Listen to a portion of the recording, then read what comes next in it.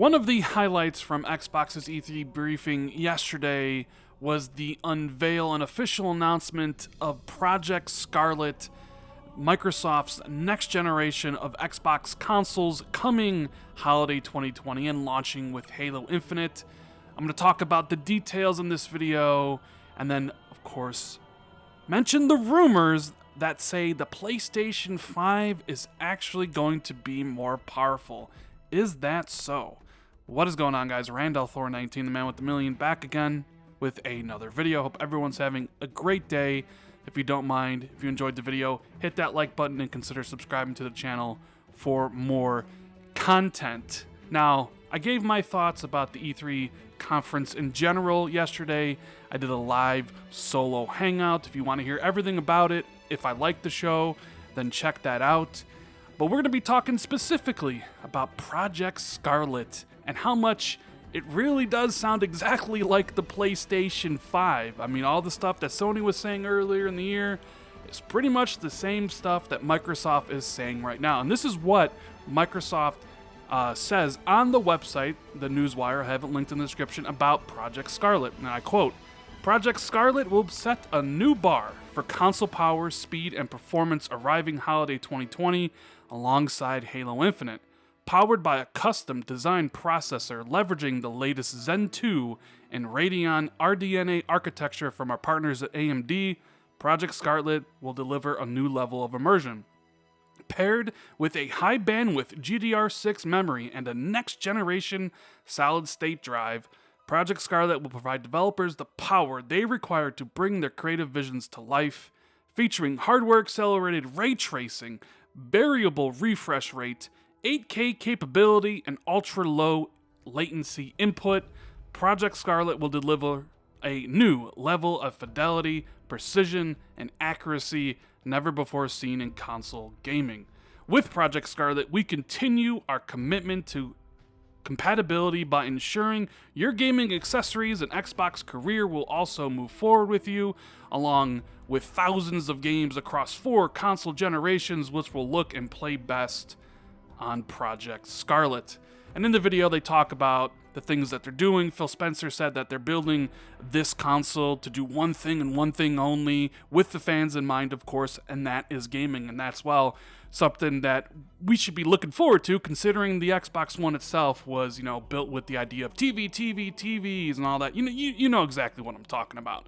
So it's nice to hear them say, this is for the fans. We know what you want. It's about gaming, and this is going to be a gaming machine. Sounds like it's going to be a beast. Now, a lot of you are probably wondering, Project Scarlett, what is that? There's been rumors about an Xbox Anaconda and a Xbox Scarlett, or Xbox Lockhart rather, for a long time. What is that? So, Project Scarlett is the code name.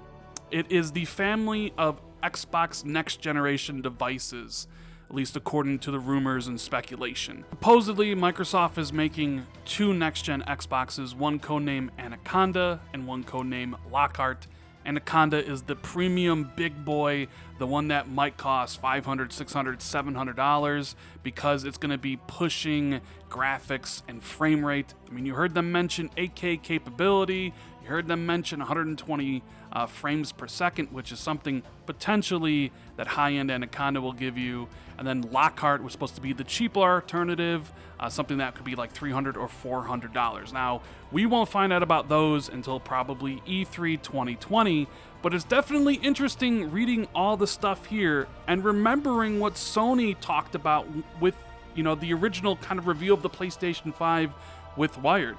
They too have a Zen 2 CPU, a GPU from AMD. They also have a solid state drive, which they've talked about twice. They mentioned ray tracing, 8K capability. They basically sound almost like the same machine.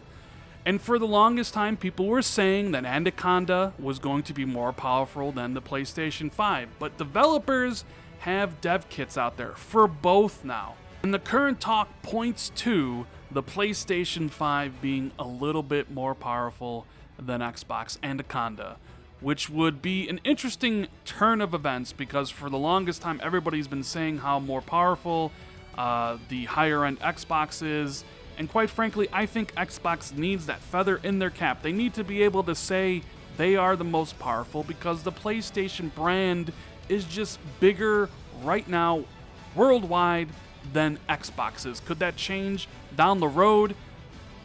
Maybe, but highly unlikely. So, I mean, who knows?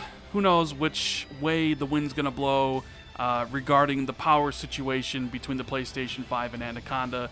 They sound incredibly similar, which if they are, and they probably will be, it means the price for both of these systems are going to be the same. I doubt we see a situation where the PlayStation 5 is more powerful and cheaper, and the Xbox Anaconda is less powerful and more expensive, which would be like, what, deja vu? It would be 2013 all over again. So I think both these systems are going to end up being pretty much the same at the same price point.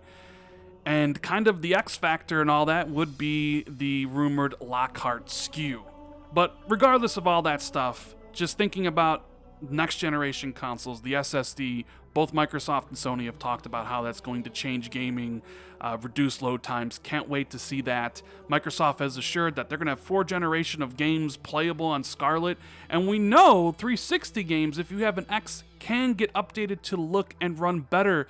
So I'm curious to see how that is going to transition if you own, a Scarlett. Are all your backwards compatible games from the 360, Xbox One, original, Xbox going to be updated to look better and run better? That's something to really think about. The Zen 2 CPU is not going to be holding back the console anymore like the Jaguar cores on the Xbox One. I am incredibly excited about next generation consoles from both Sony and Microsoft. However, both of them have talked about 8K capability and resolution. I doubt we'll see any game, maybe an indie game, hit that 8K capability, or maybe it'll just be for video streaming and Netflix. I mean, most people don't even have 4K television screens yet, let alone 8K.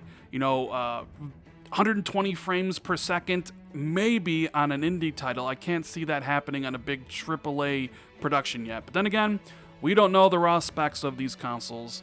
Either way, I'm excited for next gen and what Xbox and PlayStation are doing, and I can't wait to next year to actually see what these specs are, what they're calling the systems, and the launch titles for both platforms. Anyways, guys, that is the video. I really hope you enjoyed it.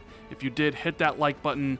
Let me know what you think about all this in the comments below. Share this out on social media and tell a friend about the channel. I'd greatly appreciate that.